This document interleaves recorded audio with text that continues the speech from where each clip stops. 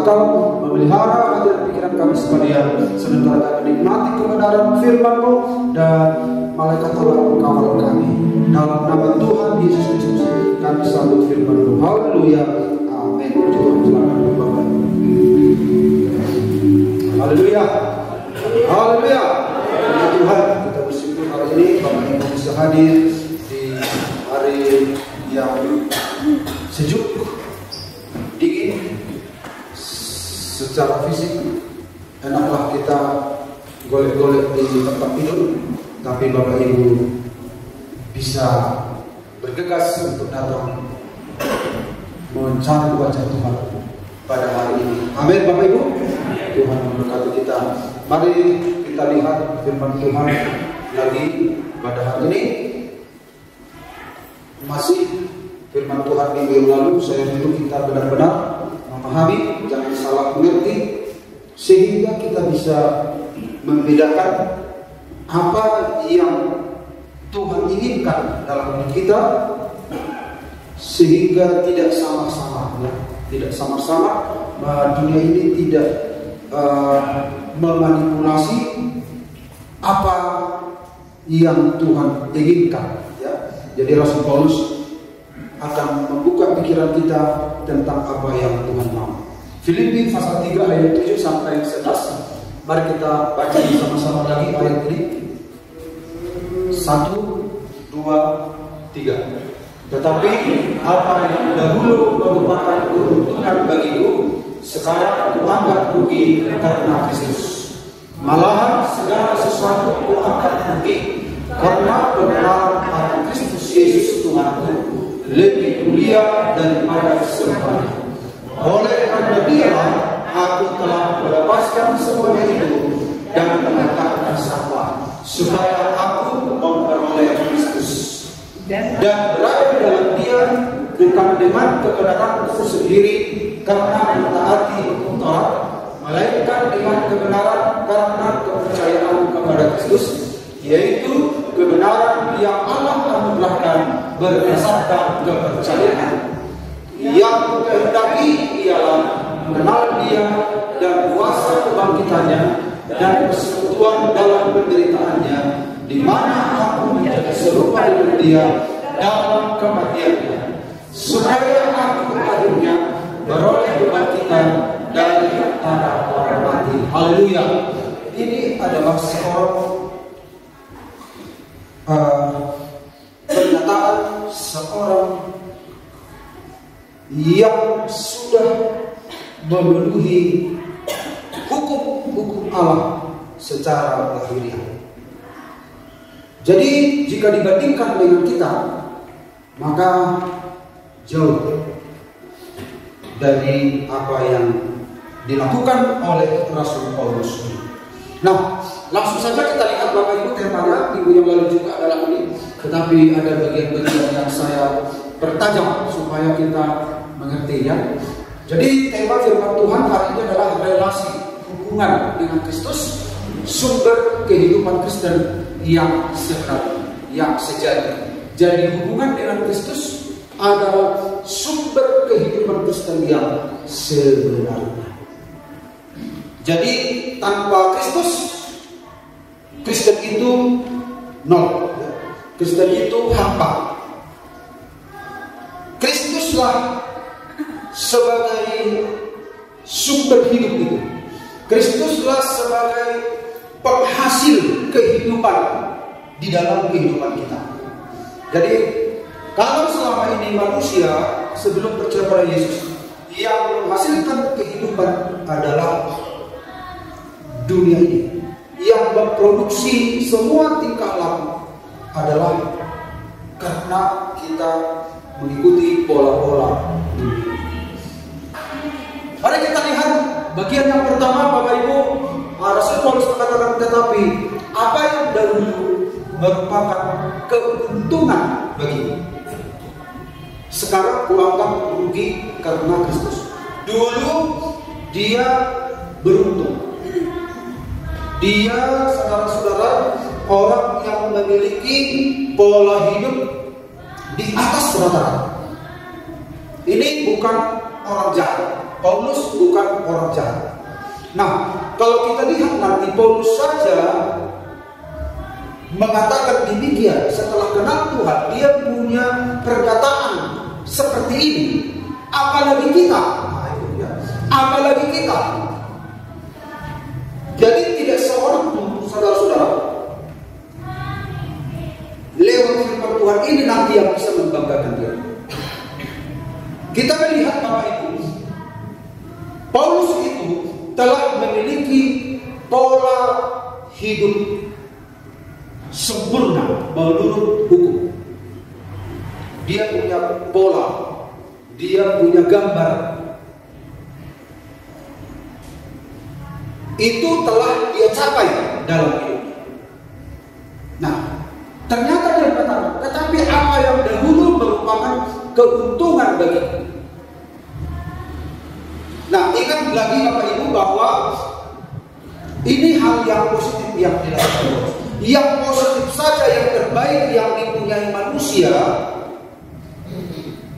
Setelah Paulus mengenal Tuhan, yang terbaik saja yang dia punya, standar moral yang baik yang dia punya, standar etika dan lain sebagainya yang dia punya setelah kenal Tuhan, dia mengatakan, "Ku anggap rugi." Dulu itu sebuah keuntungan, sebuah nilai plus sebagai seorang manusia.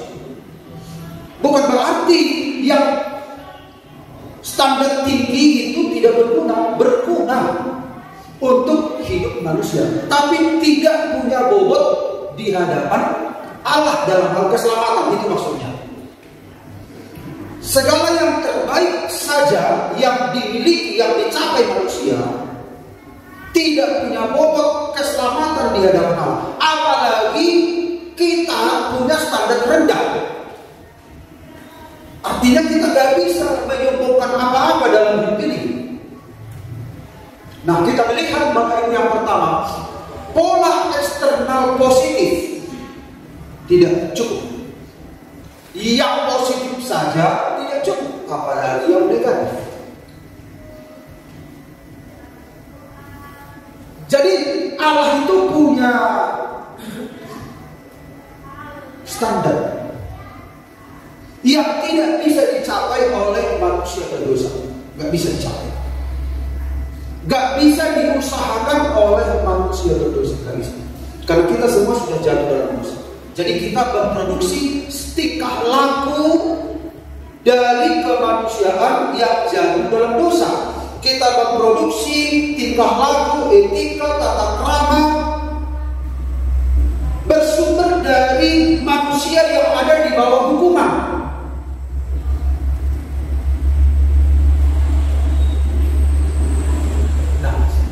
Sekarang kuanggap rugi kepada Kristus. Jadi kita lihat ada apa dengan Kristus ini sehingga Rasul Paulus bisa punya pola pikir yang ekstrim begini. Jadi dia sedang membuka pikiran semua manusia tentang siapa Kristus itu sebenarnya. Jadi kalau kita lihat di Rasul Paulus, dia sudah menjalani kehidupannya dengan standar hidup yang tinggi, tetapi saudara-saudara, ternyata tidak cukup, tidak memenuhi. Kalau kita berbuat jahat, otomatis tidak memenuhi, jauh. Kalau kita bandel, kalau kita mencuri, kalau kita berjudi, kalau kita berzina, udah jelas-jelas kita tahu itu sangat jauh. Nah, ini Paulus mengatakan ini standar hidup yang terbaik. Itu pun tidak cukup, tidak memenuhi, tidak punya bobot keselamatan. Jadi Paulus ini orang intelek yang mungkin harapan kita ya, bagaimana supaya kita diberikan dorongan, diberikan motivasi. Tapi saya percaya sebagai dari para rapat sudah tidak di situ saja. Amin Bapak Ibu. Kita mulai mengerti pikiran Tuhan itu. Kita mulai mengerti apa yang Tuhan mau. Jadi kita gak boleh membanggakan diri. Gak boleh membanggakan diri. Ini tidak cukup katanya. Jadi ada pola eksternal, pola luar yang positif yang kita punya sama seperti Paulus, tetapi tidak memenuhi bobot. Apa artinya pola? Dalam bahasa Indonesia, kamus bahasa Indonesia kita sudah lihat minggu yang lalu, gambar, patron, desain, contoh, bentuk yang dipakai sebagai pedoman. Jadi di luar Kristus, manusia punya gambar, punya patron, punya desain untuk ditiru. Dan manusia bisa berusaha.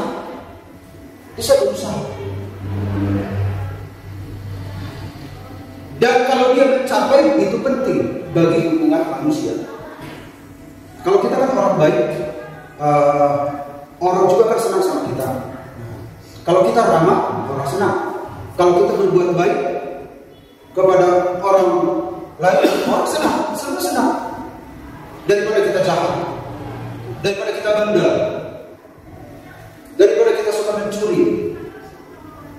Itu sangat baik dalam hidup kita kalau kita bisa mencapai norma-norma, etika-etika yang baik. Ada orang lewat kita sapa, nah dulu, orang bilang, apa ya? Bagus sekali tata keramanya. Itu bagus sekali. Bukan tidak, Paulus tidak katakan itu tidak perlu. Itu perlu. Tetapi dalam hubungan antar manusia. Tapi bobotnya itu menyangkut hubungan kita dengan Tuhan. Tuhan itu punya standar khusus. Karena semua yang kita produksi dari hidup kita, baik tata krama, baik kejujuran, baik ketaatan, baik integritas, itu hanya berguna bagi manusia. Tetapi jika berhubungan dengan Allah Sang Juru Selamat, Tuhan itu punya standar khusus. Nah, jadi Bapak Ibu, hal-hal yang baik yang Bapak Ibu punya, pertahankan. Kan perlu tata krama, kan? Sopan santun dan lain sebagainya, lemah lembut, boleh. Tapi jangan itu, saudara-saudara, menjadi Bapak Ibu anggap sebagai penanda bahwa itu menjadi saudara memenuhi syarat untuk memasuki kerajaan Allah. Karena untuk masuk kerajaan Allah itu punya standarnya apa? Nanti kita lihat. Nah, jadi kita mengikuti desain gambar patron dunia ini, itu yang dilakukan oleh Paulus. Dia punya kemampuan. Disunat pada hari ke-8 dari bangsa Israel, dari suku Benyamin, orang Ibrani asli, tentang pendirian terhadap hukum Taurat. Aku orang Farisi. Jadi Farisi adalah mazhab kelompok ekstrim yang melakukan hukum Taurat dengan hebat, ya. Tentang kegiatan aku penganiayaan jemaat, artinya di luar agama Yahudi itu semua sesat. Artinya dia punya kegiatan, dia punya aksi untuk membela imannya. Dia punya aksi. Bukannya dia orang yang pasif, dia orang yang aktif. Kemudian dikatakan tentang kebenaran dalam mentaati hukum Taurat, aku tidak bercacat. Jadi inilah pola yang desain yang menjadi pedoman hidup. Agama-agama juga mencapai ini. Sekolah juga melakukan ini. Sekolah, agama, pemerintah, semua hukum, undang-undang, semua telah mendesain bagaimana cara hidup yang baik demi keberlangsungan, ketentraman hidup umat manusia. Ada hukum, ada undang-undang. Jadi Rasul Paulus ingin membuka pikiran kita, bagaimana dengan Tuhan. Jadi artinya, kalau aku sudah mempunyai ini semua, ini konteksnya Bapak Ibu bukan orang jahat, ini orang baik, ya Bapak Ibu. Kalau orang jahat nggak usah kita bandingkan, karena jelas-jelas kita udah tahu kita itu merugikan. Tapi apa yang dicapai Paulus itu sebuah keuntungan. Jadi Paulus ingin mengatakan, ketika kita percaya pada Yesus, kita juga melakukan hukum, melakukan undang-undang, taat, jujur dan sebagainya. Jadi ketika kita percaya pada Yesus, apa pembeda? Ketika kita percaya pada Yesus, apa yang membedakan pola hidup kita di luar dan pola hidup kita di dalam Kristus? Apa yang membedakan? Karena banyak orang Kristen, dia percaya pada Yesus. Dulu dia baik, di dalam Tuhan dia baik. Jadi Yesus ini bikin apa sama dia? Kalau toh juga baik, di luar baik di dalam Kristus. Kalau begitu nggak percaya sama Yesus pun, kalau hanya mengubah perilaku, pola-pola hidup bisa kita ikuti di dunia ini tanpa Yesus. Jadi Rasul Paulus ingin mengatakan, saudara-saudara, Yesus telah melakukan apa samamu? Apa yang berubah dalam hidupmu? Toh juga kau kan tidak mencuri waktu di luar Tuhan sebelum percaya pada Yesus. Di dalam Tuhan pun gak mencuri. Berarti gak ada Yesus pun bisa saudara mampu tidak mencuri, bisa ramah, bisa berada seperti.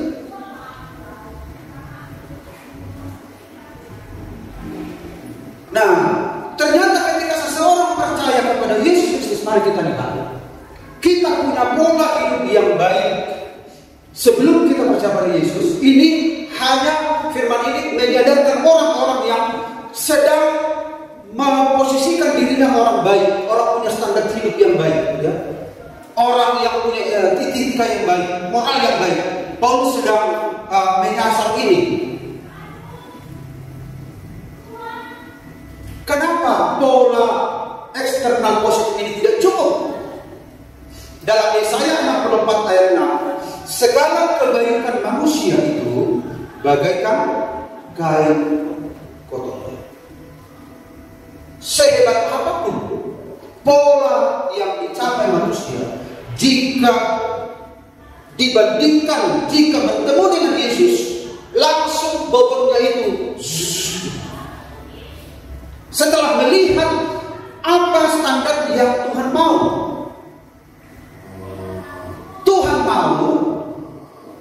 saudara-saudara, Rasul Paulus harus sampai di sebuah titik, di mana titik ini menjadi titik awal. Jadi baik orang yang berdosa, baik orang yang merasa sudah cukup, semua manusia digiring kepada sebuah titik. Apa itu? Yaitu sebuah kelahiran kembali. Kelahiran kembali. Dan kalau kita lihat Bapak Ibu, Yesus berkata, aku berkata kepadamu, ini kepada Nikodemus yang setara dengan Paulus, yang merasa hidup benar. Aku berkata kepadamu, sesungguhnya dalam bahasa Yunani, amin. Jadi kalau kita bilang amin, itu sungguh-sungguh. Dan Yesus disingkapkan oleh Rasul Yohanes dalam kitab Wahyu. Yesus itu namanya adalah, salah satu adalah amin. Amin, saksi yang setia. Yesus itu namanya amin, sungguh-sungguh, pasti. Jadi sesuatu yang pasti itu Allah sendiri. Jadi kalau kita berdoa dalam nama Yesus, amin, itu pasti. Jadi karena dalam Tuhan gak ada yang gak pasti. Jadi adalah Tuhan kalau berdoa itu pasti, sebuah kepastian. Yang menjadinya adalah Yesus yang namanya adalah amin. Yesus yang memetraikan semua pernyataan iman kita di dalam doa. Jadi kalau berdoa jangan ragu-ragu. Amin Bapak Ibu. Sesungguhnya ini pasti, jika seorang tidak dilahirkan kembali, dilahirkan ulang, ia tidak dapat melihat kerajaan Allah. Jadi pola yang didapat oleh Paulus di luar itu, ketika dia berjumpa dengan Yesus, maka dia mengatakan, ku anggap rugi. Dulu merupakan keuntungan, dulu merupakan sebuah kemegahan. Tetapi setelah berjumpa dengan Yesus, rohnya itu dilahirkan ulang. Karena kelahiran pertama itu sudah tercemar dalam dosa, dan produk dari semua manusia berdosa itu di bawah standarnya kekudusan Tuhan. Jadi pastikan Bapak Ibu, seseorang ketika kita datang pada Tuhan, tetapkah Paulus menjadi orang yang baik? Tetapi kualitas kebaikan yang bersumber dari hidup Kristus yang bekerja dalam hidupnya, bukan produk dari manusia yang memiliki sifat dasar dosa, tetapi berasal dari Yesus Kristus yang membangkitkan, yang membuahkan perbuatan-perbuatan itu dalam diri. Tetap namanya baik, tetapi sumbernya berbeda, kualitasnya berbeda. Tetap dia lemah lembut, tetapi sumbernya, kualitasnya berbeda. Pastikan semua produk dari tingkah laku kita, semua tingkah laku kita, pastikan itu karena Yesus yang mengerjakannya dalam kehidupan kita. Bukan karena pola yang kita bawa tanpa Yesus bekerja. Makanya banyak orang, saudara-saudara, tidak mengalami sebuah terobosan, transformasi dalam hidupnya karena tidak berjumpa dengan Yesus. Dia membanggakan pola hidup latar belakang yang dia punya. Dulu kan aku lemah lembut, sekarang udah lembut sama saja. Kita nggak tahu itu Yesus penyebabnya atau memang itu dari sononya. Tuhan ingin memastikan bahwa semua aksi kita, perbuatan kita, kelemah lembutan kita, kesabaran kita, kemampuan kita mengampuni benar-benar karena Yesus Kristus yang bekerja dalam kita, yang memberikan kepada kita kemampuan, yang membuahkan buah-buah kehidupan. Dunia bisa saja menciptakannya dengan mirip, nanti kita lihat seperti anggur yang masak, yang tidak hidup, plastik. Tetapi Yesus ingin kita membuahkan sesuatu berdasarkan hubungan. Makanya hubungan dengan Kristus itu adalah sumber hidup. Tuhan ingin perubahan hidup itu karena hubungan dengan Kristus. Amin Bapak Ibu. Nah, orang Farisi, Matius 23 ayat 25 sampai 28, orang ahli Taurat Farisi. Celakalah kamu ahli Taurat orang Farisi. Kamu seperti kuburan yang dilabur putih, yang dicat putih.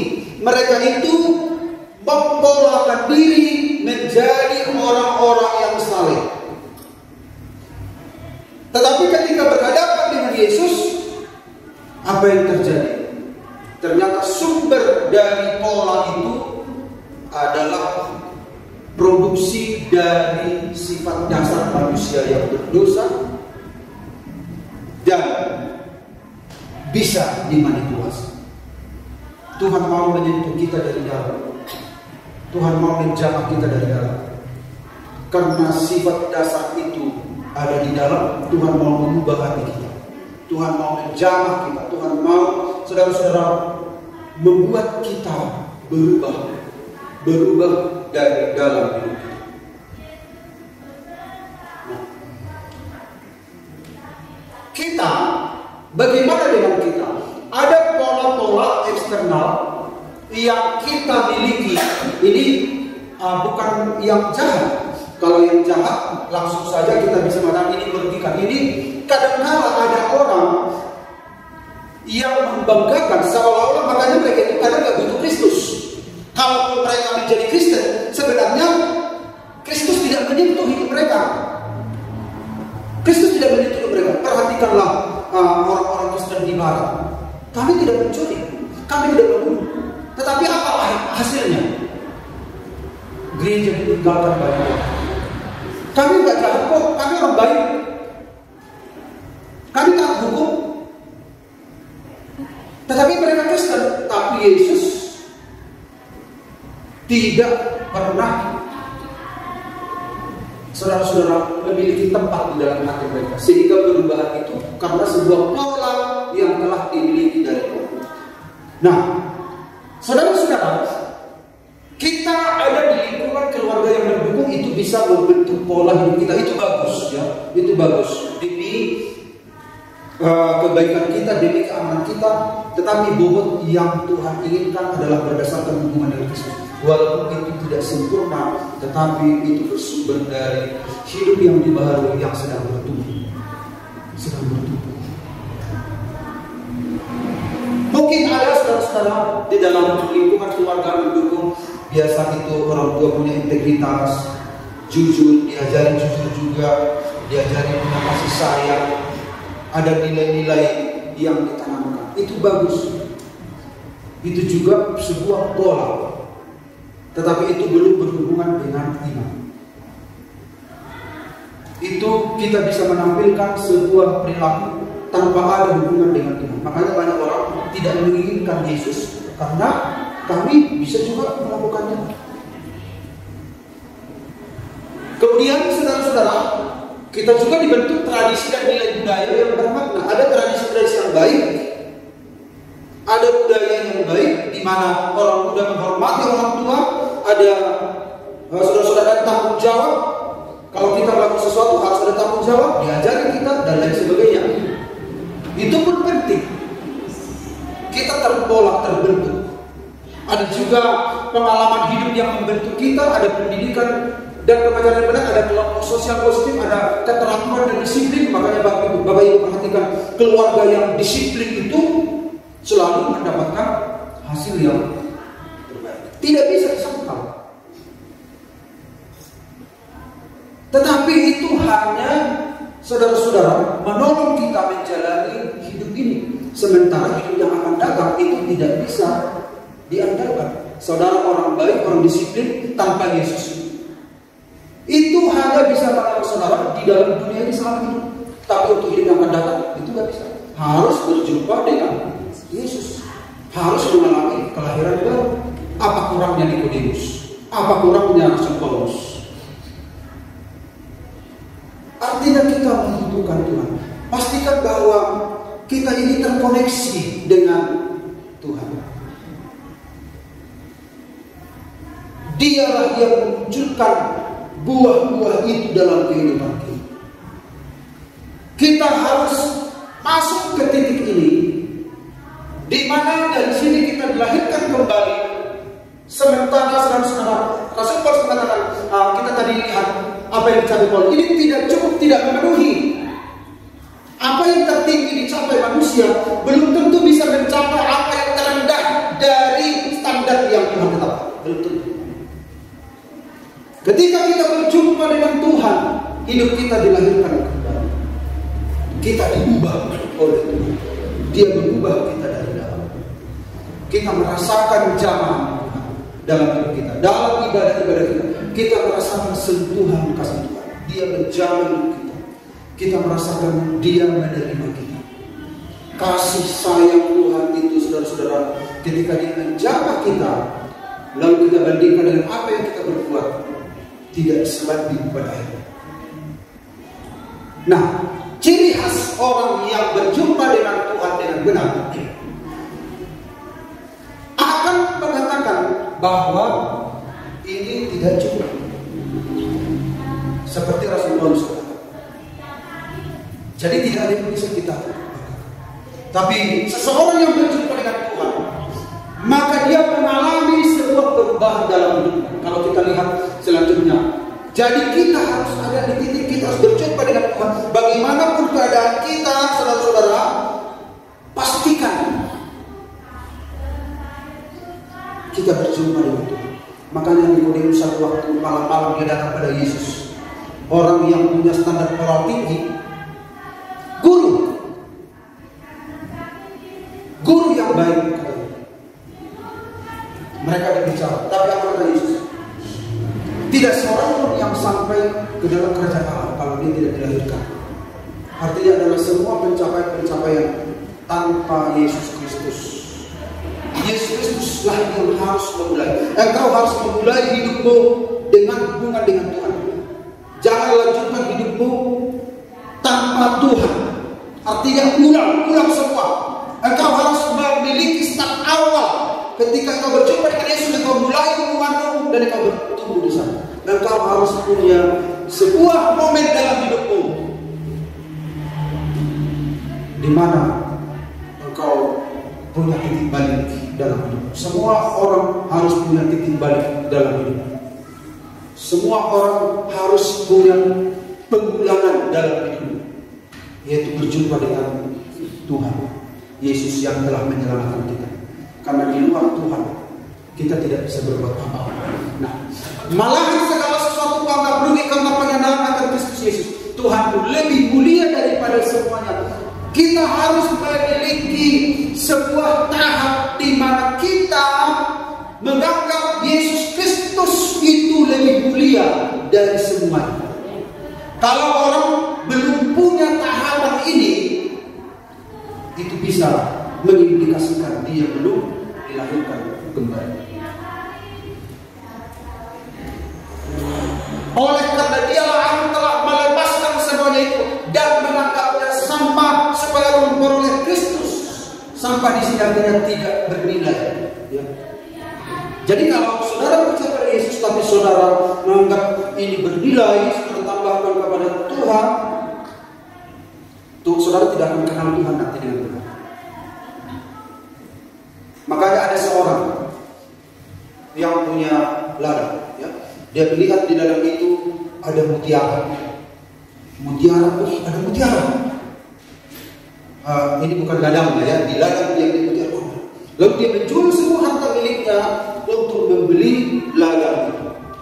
Artinya adalah mutiara itu jauh lebih berharga daripada apa yang dimiliki. Mutiara itu adalah Yesus Kristus, keselamatan. Artinya keselamatan itu jauh lebih tinggi dari apa yang telah kita capai. Itu maksudnya. Dan berada di dalam Kristus dia bukan dengan kebenaranku sendiri. Jadi Rasul Paulus itu punya kebenaran. Semua manusia punya kebenaran diri sendiri. Aku nggak mencurinya, aku baik-baiknya, apa-apa. Sementara kalian Partai Kosta masih ada yang konflik dalam rumah tangga. Kami nggak pernah bergereja, nggak percaya sama Tuhan, baik-baiknya saling mengasihi, saling menyayangi. Dikasihnya kopi sama aku tiap pagi kata suaminya. Datang istrinya, aku pun dikasihnya belajar, kami baik-baiknya nggak percaya sama Tuhan Yesus pun. Kami lebih unggul dari kalian. Ternyata di luar Tuhan orang bisa mencapai pola hidup yang baik, tapi tidak ada hubungannya dengan keselamatan. Jadi yang dikhawatirkan Paulus, pola hidupmu di dalam Tuhan itu apakah karena kau bermegah pada pola hidup yang kau bawa di luar sini, di luar sana? Kalau itu adalah kemegahanmu, Kristus sudah berguna bagimu.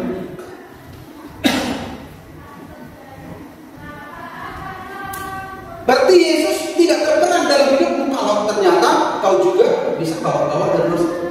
Tapi Yesus mau sebuah pola kehidupan itu tercipta dari hubungan kita dengan Dia. Kita lihat di sini. Melainkan dengan kebenaran karena kepercayaan kepada Kristus. Kebenaran, yaitu kebenaran yang Allah anugerahkan berdasarkan kepercayaan. Jadi relasi dengan Kristus adalah inti dari kekristenan. Sekalipun Bapak Ibu sebut saudara Kristen, di KTP saudara Kristen, tapi gak ada hubungan dengan Sang Juru Selamat, sia-sia. Gak ada hubungan. Walaupun kita disalibkan nanti, mati nanti dalam ada salib, atau dibuat tubuh dan salibnya salib warna emas, atau warna warna lebu, nama taduk, nama berniat-niat. Lalu papan bunga begitu banyak. Itu tidak menunjukkan bahwa dia seorang yang menjadikan Kristus jadi inti hidup. Saudara, Yesus itulah Allah yang jadi manusia. Ya. Makanya hari Natal itu masih ingat Bapak Ibu, ini masih ada temanya di situ. Yesus Kristus itu datang memberikan pengertian kepada kita tentang Allah yang benar. Memberikan pengertian kepada kita bahwa kita ada di dalam yang benar. Kita ada di dalam Allah yang benar. Dia menyadarkan kita bahwa Dia yang dapat menjadi manusia itu dialah Allah yang benar. Yesus datang ke dunia ini untuk menyelamatkan kita dari hukuman dosa. Karena tidak ada solusi. Yesus datang ke dunia ini tidak dikhususkan untuk memberkati hidupmu, tidak dikhususkan untuk menyembuhkan sakitmu. Langsung karena untuk menyembuhkan sakit Yesus tidak perlu datang. Kalau memang dari Allah kita inginkan penyembuhan itu, Yesus Allah menyembuhkan tanpa jadi manusia. Allah bisa menyembuhkan dan orang di luar Kristus pun bisa menyembuhkan. Artinya untuk penyakit ada solusi tanpa Yesus jadi manusia. Ingat. Untuk supaya kita diberkati, dipelihara, tanpa Yesus jadi manusia, Dia bisa menurunkan manna, makanan. Orang Israel makan manna 40 tahun di padang, tak perlu jadi manusia. Jadi kalau hanya untuk berkat kita datang mencari Tuhan yang Allah jadi manusia itu, kita membutuhkan Yesus hanya untuk cari makan, Yesus tidak perlu jadi manusia. Jadi mengapa Dia jadi manusia? Tidak ada solusinya untuk dapat tambahan uang kita, tambahan berkat, tambahan ekonomi. Yesus tidak perlu jadi manusia. Ada solusinya. Tapi untuk dosa tidak ada solusi. Makanya Dia jadi manusia. Jadi alasan Yesus dapat jadi manusia karena tidak ada solusi untuk dosa kita. Untuk sakit kita masih ada solusi. Untuk kekurangan makanan minuman kita ada solusi. Artinya adalah jangan datang menyembah Tuhan Yesus dengan alasan itu. Walaupun Tuhan bisa melakukan, Tuhan bisa memberkati makanan minuman kita, amin.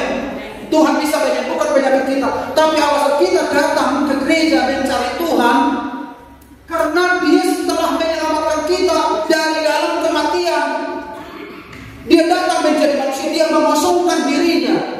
Bapak Ibu pikir ketika Dia jadi manusia Dia enak-enak? Bagaimana kalau ada seekor semut di sini, lalu saya mau menolong semut, jadi saya jadi semut? Apakah saya enak jadi semut? Saya terbatas. Allah pun demikian. Kenapa Dia mau terbatas? Mengosongkan dirinya untuk menyelamatkan saudara dan saya. Jadi produk dari manusia yang berdosa. Pantas saja Rasul Paulus berkata, segala sesuatu kuanggap rugi karena apa? Bagaimana seekor semut bisa memproduksi norma-norma pola hidup yang sesuai dengan standar Allah? Tidak mungkin. Makanya harus berjumpa dengan Yesus. Jadi kita ini, saudara-saudara, di luar Tuhan kita sudah terpola. Kita sudah terpola membentuk kehidupan kita demikian, baik dalam keluarga, baik dalam sekolah. Walaupun itu tidak salah, tapi yang berhubungan dengan Tuhan, yang memenuhi pokoknya Tuhan, kita harus tinggal di dalam pokok aku. Akulah pokok aku, kamulah ranting-ranting. Di luar aku, kamu tidak bisa berbuat apa-apa. Lalu kita berkata, bisa kamu berbuat apa-apa? Buktinya aku punya pola hidup begini, aku punya pola hidup begini, aku punya pola hidup begini. Makanya kalau ada orang Kristen punya alasan, nggak usah ke gereja, kalian suka apa ya? Pola hidup kalian nggak bagus kan? Gitu. Lalu dia bertahan, nggak usah ke gereja, toh aku orang baik. Orang kebaikan kita tidak bisa memenuhi standar kekudusan Tuhan, standar kebenaran. Standar kebenaran Tuhan hanya Yesus. Bagaimana supaya kita bisa, saudara-saudara, dianggap benar oleh Allah? Kita harus melihat kepada kebenaran, yaitu Yesus itu sendiri. Kita tidak punya kebenaran yang menurut standar Allah. Hanya ada satu kebenaran yang datang ke dunia itu, manusia Yesus Kristus. Dia diibaratkan seperti pokok anggur, tinggallah di dalam anggur. Artinya kita harus menempel, terhubung dengan kebenaran yaitu Yesus, sehingga apa yang terjadi? Kehidupan Yesuslah yang kita hidupi, dan akhirnya kita berbuah lewat hubungan. Jadi hubungan dengan Kristuslah inti kehidupan Kristen itu. Tidak bisa tidak. Semua harus dipertalikan kepada Tuhan. Kebaikan kita, kejujuran kita, integritas kita, ramah tamah kita, kelemah lembutan kita, semua harus bersumber lewat hubungan. Itu yang berkualitas menurut standar kebenaran Allah. Ini yang harus kita pertahankan. Jadi dunia ini mencoba untuk menggoyang ini, tetapi saudara harus fokus untuk menjaga hubungan, jangan sampai. Karena kita lepas dari Kristus, maka tidak ada kehidupan yang mengalir dalam hidup kita. Hubungan ini dengan gigih harus kita pertahankan. Makanya Paulus setelah mengenal Yesus, hampir semua yang dia cari, karena ini yang sebenarnya, ini yang punya nilai, ini yang punya bobot. Sementara ini adalah sebuah pencapaian manusia seperti bunga plastik, tidak ada kehidupan. Setelah dia terkonek dengan Tuhan, sumber hidup itu, maka bahkan pola hidup yang dia punya sebelumnya, dia bisa ketika dia terhubung dengan Tuhan lebih dari apa yang dia capai sebelumnya. Karena kehidupan itu bersumber dari hubungan dengan Kristus. Pastikan bahwa kita terkoneksi dengan Yesus, Allah yang adalah menjadi manusia. Dia adalah firman menjadi manusia. Dialah satu-satunya, saudara-saudara, menjadi Allah, menjadi jalan bagi kita. Akulah jalan, akulah kebenaran, akulah hidup. Di luar aku, kamu tidak bisa berbuat apa-apa, kata Tuhan. Amin, Bapak Ibu. Peliharalah hubungan Tuhan, hubungan saudara dengan Tuhan. Disitulah kita mulai bertumbuh. Di titik itulah kita mulai bertumbuh.